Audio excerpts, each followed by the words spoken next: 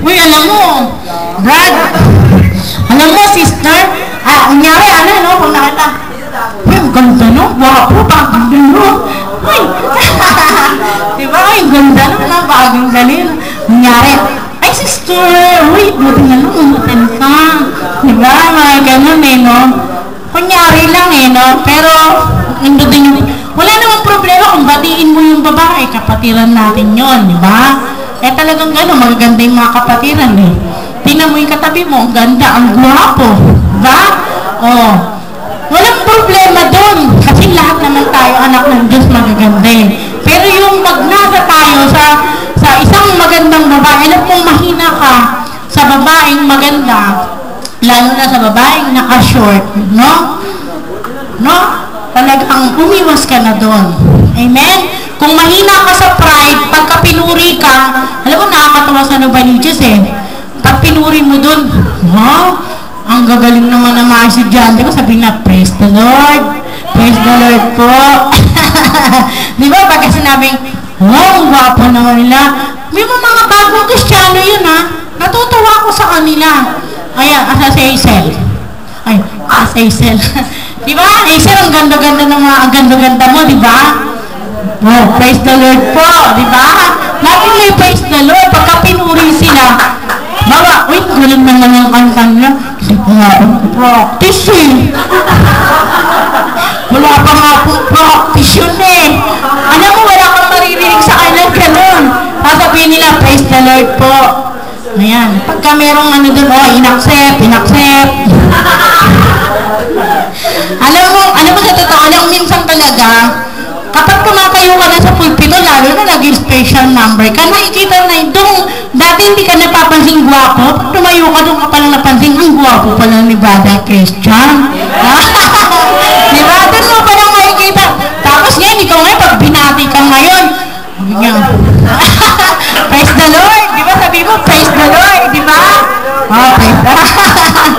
Naging nakasimangot, hindi marunong ngumiti, yung mga muscles sa katawan, mabilis na nagtatrabaho. Kaya pagkita mo, yung bata pa lang, naku, parang ang tanda-tanda na tignan. Kasi nga, laging nakasimangot. Tingnan mo yung katabi mo kung nakasimangot.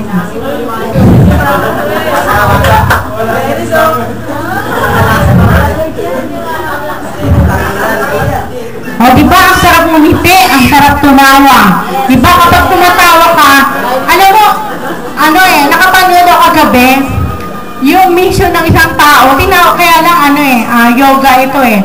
Yung mission ng isang tao, ang dami niya nang narating. Wala siyang ibang ginagawa, kundi patawanin yung tao.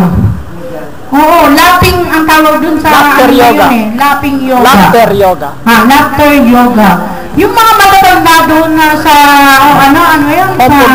over the ages, talagang hindi nagsisipag ni Be, pero napangitin niya. Tapos yung mga pipi, mga bingi, napangitin niya. Alam mo, kapag ka tayo humingiti, gumaganda talaga tayo. Yung mga, mga face natin, ibang-iba. Tingnan mo, Sister Marlene. Praise the Lord, di ba? O, gumaganda. Praise the Lord. Si Ricky, hindi naman ganyan kagwapo nung araw yan, eh.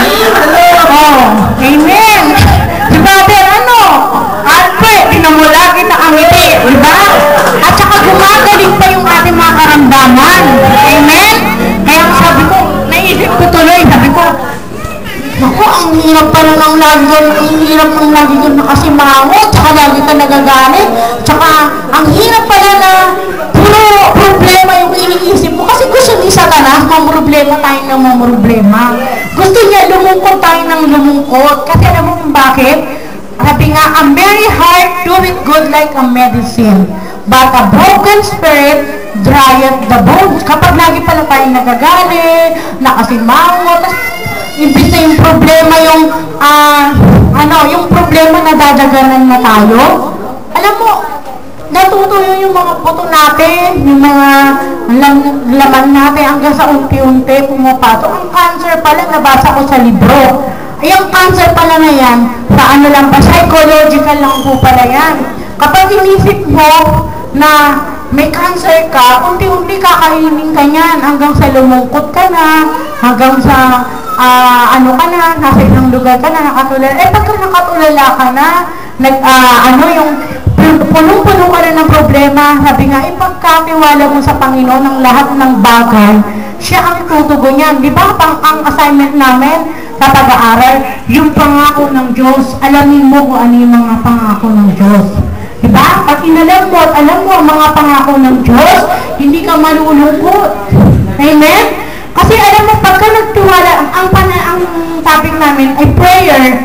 Sa panalangin pala, kailangan matuto tayong magtiwala sa Diyos. Kapag mayroon tayong isang bagay na ipinag-pray, dapat, hindi na natin iniisip yun. Ipinagkatiwala na natin sa Panginoon yun eh. Dapat may peace of heart ka, may peace of mind ka. Amen? Yun ang tunay na nagtitiwala sa Diyos sa kanyang mga prayer requests. Amen? Tayo nga dito, pinakaalis na nga tayo eh. Hindi pa rin ako nag-worry kasi alam ko ang Diyos ang magpo-provide ng lahat ng bagay.